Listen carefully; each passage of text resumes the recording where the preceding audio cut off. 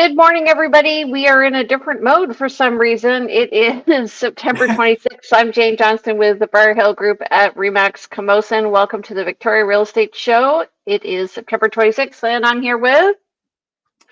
Hi, everybody. Andrew Plank here with Five Real Estate Group, Royal LePage Coast Capital. And Jen Lowe, mortgage broker with DLC Modern Mortgage Group. Mortgage broker extraordinaire. Welcome, everybody. So sorry, we had a few personal things happening last week, and so we weren't able to do the show. We're back live Thursdays at 9:30. And Andrew, how was your week? Well, yeah, you mentioned personal things, so that was definitely a lot. But we've got life moves on, and been super busy in real estate for sure. Came back to a lot of active buyers, and a new listing going live today. Just pushed live on that one, and yeah, it's I'm feeling positive about this fall market, and definitely the coming spring market for being a busy time. Good. How about you, Jen? Well, it's been a busy week actually, which has been great, and definitely feels like fall is here, and yeah, plugging away. Good. Right. I found it kind of hot and cold. Interesting. Like some properties were, we've sold multiple offers, and others we're getting no viewings. Just so weird. I think it's situational, like depending on neighborhood and stuff like that, where the activity's happening. Definitely hot in the core, cool on the outside. And I've got that same experience. I've got a listing that I really truly believe we're at the right price point, but we're not getting the activity we really should be seeing, and that's something more in the West Shore.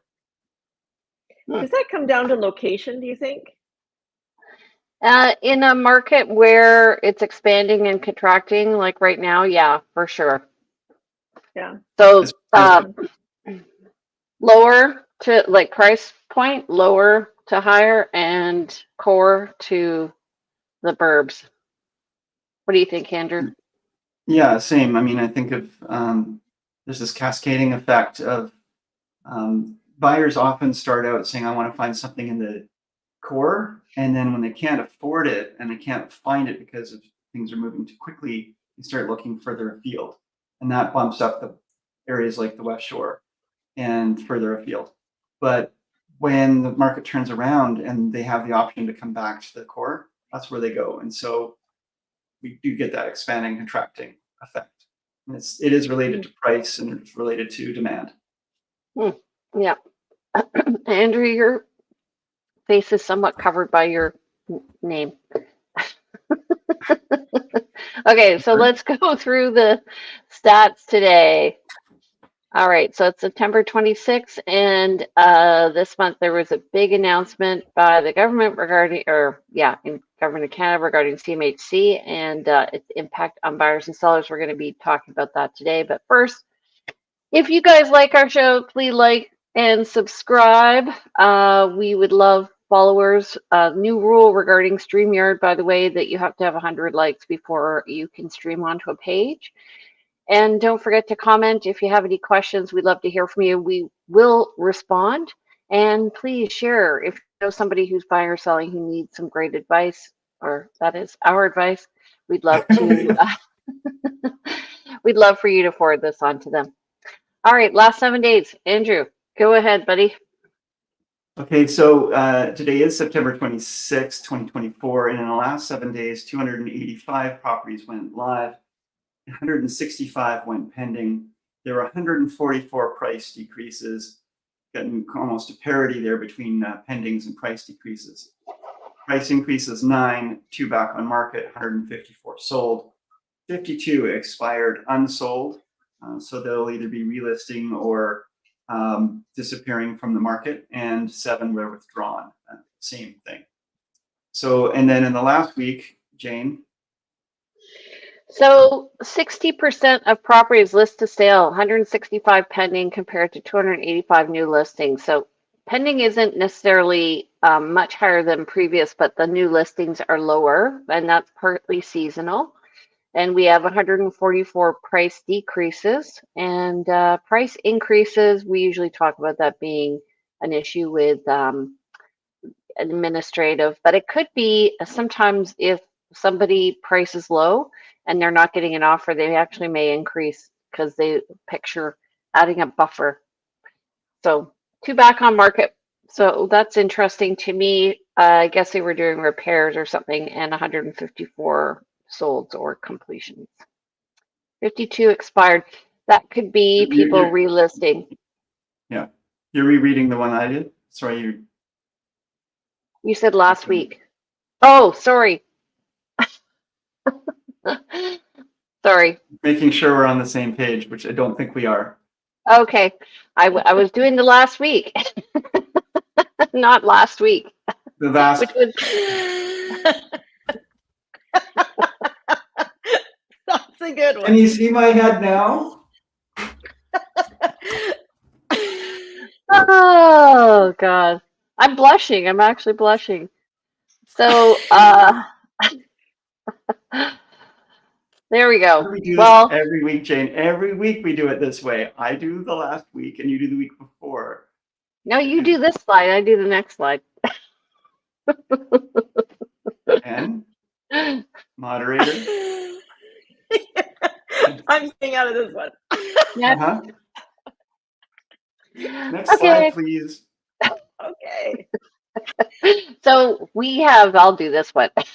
392 net unconditional sales so far in September of 2024. This is compared to almost 500 for September of 2023. So we may be on track. New listings are at 1,172. That's down from last year, which was 1,297. That may be a good thing. What do you think, Andrew? I wasn't paying attention. Okay, and then active listings are at 3,398, and that's up from last year, which was at 2,699. So we're gathering momentum towards a buyer's market. I think we're definitely in a buyer's market. That's my perspective. Really interesting.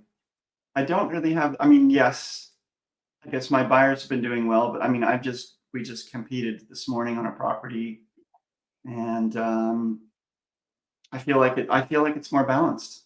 But let's see what the stats say at the end of the month. Yeah, I've been tracking them. So like last month we were at 20%. So that's a buyer's market. Anyway. Okay. All right. All right, Jen, any good deals out there? What are we looking at for rates? Yeah, the fixed rates, we're getting them down to like 4.19 to 4.29%, which is wonderful. And that's for a 5-year fixed rate.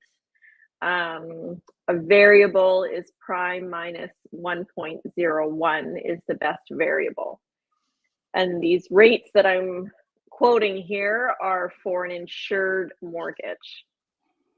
Okay. Insured mortgage is less than 20% down payment. So less than $1 million. Good news, less than $1 million right now. That's changing starting December 15th. That's going to be going up to 1.5 million. So major change. What about an uninsured mortgage? As far as what's the variable? Oh, the variable and the fixed. Variable for an uninsured mortgage is around prime minus 0.75, and a fixed we're getting around 4.69. Huh. So you have to pay more money if you have more money down. Isn't that? Yeah. Well, but there is a reason behind that. So the default insurance removes the risk from the lender. So that's why the interest rates are lower. Can you get an insured mortgage even if you have more than 20% down? You have to pay a premium. Yes. Yeah. And then your maximum amortization is 25 years. And sometimes for unique properties, lenders require that even though you have 20% down, it has to be default insured. So you can get a default insured mortgage above 20% down. I did not know that. Yeah. Okay, But I know there'd be an argument for some people to buy, like they have 20% down payment. They don't need a CMHC mortgage. But looking at the numbers and looking at the benefits, they might be willing to pay the CMHC fees to get that better rate and some of those other benefits. Can you talk maybe about some of the scenarios where that might make sense? Because now that we're at the 1.5 million mark, we might be seeing more of that. Well, I think in the past when they introduced, it hasn't always been like this. When they introduced the lower rates for default insured mortgages, or even for a 25-year amortization, anytime I've run the numbers, it doesn't make sense to pay the default insurance premium. It's a significant amount. You're looking at 2 to 3% of the mortgage amount, so it doesn't make sense to pay that to get a reduction in your rate by 0.2, 0.3%. Right. Not only are you paying to get a reduction in your rate, which doesn't cover it, you're also increasing your mortgage you have to pay those fees actually directly, don't you? They don't go onto your mortgage. They do go onto your mortgage. They do go onto your mortgage. So Yeah, you're actually increasing the amount your interest is actually being calculated upon as well. So yeah. What I think with this change of the 1.5% or 1.5 million for a CMHC insured mortgage, I think the sweet spot where we're really going to see this is that 1.1 to 1.2 million, that you've got first time buyers that need a suite or want a suite, and but they don't quite have that 20% down. There was an artificial ledge where people were coming up against it at 1 million. And so we were seeing this buildup on this wall at 1 million, where buyers could not buy above that when they had less than 20% down. And so prices would sort of fall off right after 1 million, and and homes were selling there. Or they would list at $999, so you get everybody buying up to 1 million. Right. So then anything listed over, you really narrow your market. So if you look at the graph Mm-hmm. of sales and prices, there's a dip right after 1 million because of that no person's land where sellers can't sell because they're just a little bit too high and buyers can't get there. So now that will expand that out and smooth that graph out. What we're going to see. Yes. I think it's going to increase average sale price. Pricing, absolutely. Actually, probably significantly. Yeah, let's look at the two different changes here. Nice segue, you guys. Thanks so much. So we have a increase in the price cap of $1 million to 1.5 for insured mortgages, 1.5 million, and expanding eligibility for 30-year mortgage amortizations to all first-time home buyers, so not everybody, and all buyers of new builds, including condos. Were there any other changes? This is what I got. There was one just yesterday. Yeah, what was that? So just yesterday, we had an update from the Office of the Superintendent of Financial Institutions, so we refer to them as OSFI, that they're removing the stress test for mortgages that are up for renewal. And so if you've got a 30-year uninsured mortgage and you get your renewal rate from your current lender and it's not very good, but you feel like you can't qualify with another lender based on changes in your situation, well, it's opening up the market now where we may be able to transfer your mortgage out. So because we do have a US citizen watching here, what is the stress test? The stress test was brought in, I believe, in 2018, and it's where you have to qualify for a mortgage based on an interest rate 2% higher than what your actual interest rate is. And it's to protect, or in the case of increasing interest rates, because our terms are only guaranteed for 5 years, maximum, well, I shouldn't say maximum, you can get a mortgage up to 10 years, which is different from the States, as you're getting a mortgage for 25 or 30 years.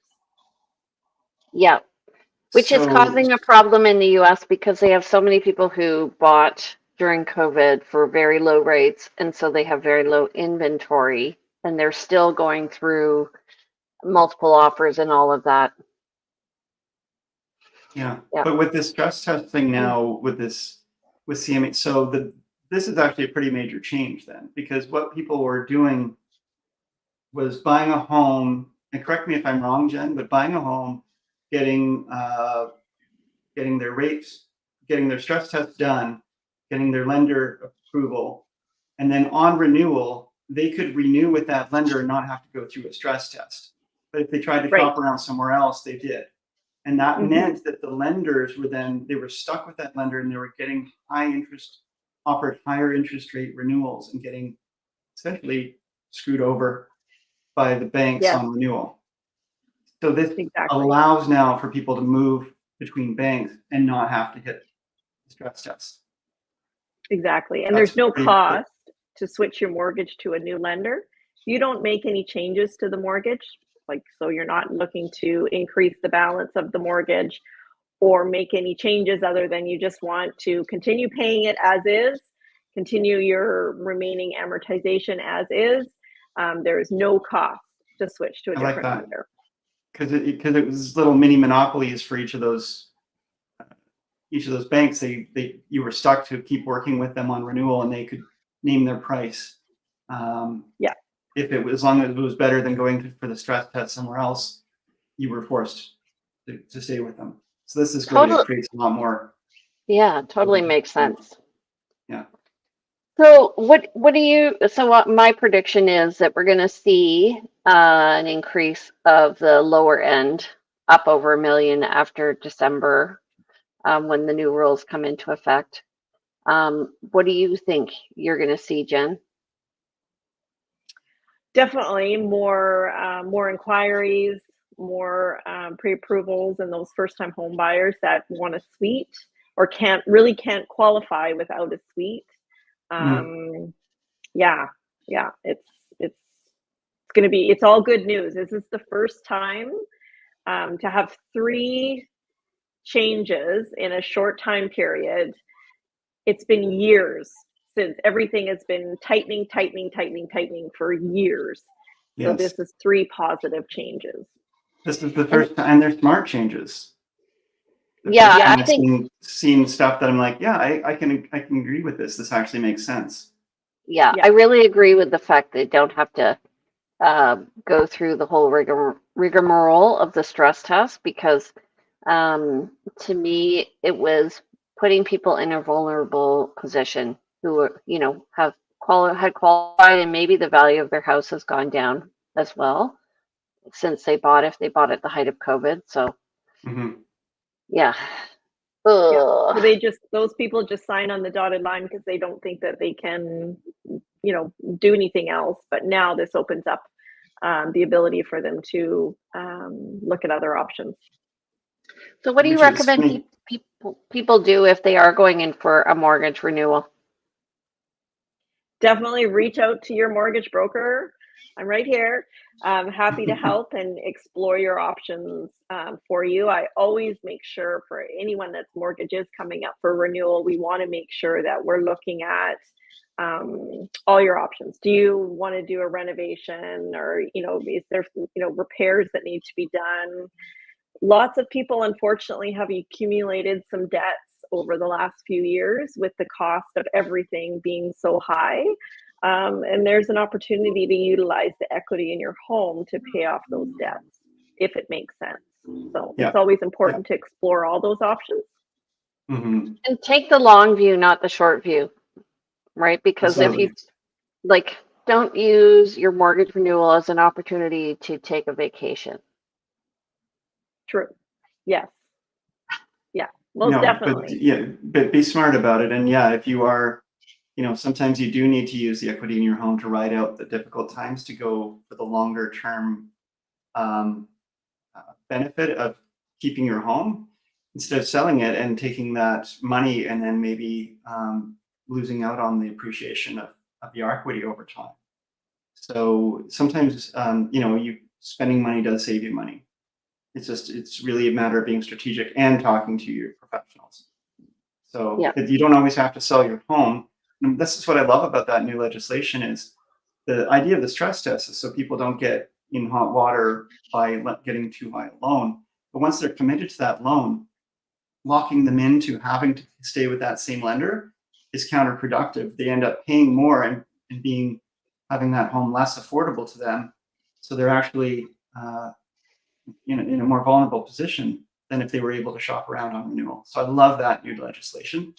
And the one thing I did hear, one of our in-house lenders at Royal LePage was talking about, I guess they're not looking, you can't, because the legislation isn't in effect yet. So folks, don't go out and buy a home yet, expecting you're going to have this working for you.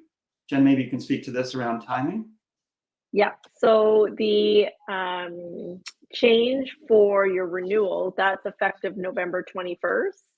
And the change for the default insurance, being able to get a mortgage default insured mortgage up to 1.5 million is effective December 15th. So with that, we can't do anything until those dates. Okay. So once those dates have come and gone, that's when you can start taking action based on those changes in That's right. legislation. Yeah. Now, so let's say, for example, you said it's December. When is it in December? December 15th. 15th. So let's say it's December 1st, and I'm working with a buyer, and they want to buy a home for 1.4 million. And they want a CMHC insured mortgage. They could buy that home and close in January, but they wouldn't actually be assured of an approval for a CMHC insured mortgage until after December 15th, right? Correct? Don't know those details yet, because is it based on the date of the contract? Is it based on those details have not been released. Right. So I don't know. Well, great. So Yeah. that's good to know. So we want to be really careful. So I think definitely, as we get more information about it, they've just announced it, and then all the fine print hopefully we'll get in the coming weeks here, so we can act accordingly. Okay. Yeah, so just so everybody knows, when new changes come in, we are always reacting and responding to them, and we're trying to find out all the information. And we have to be really flexible. And so just, take it with a grain of salt that maybe we don't know what we're doing for a minute because we don't know what we're doing because the rules are changing on us.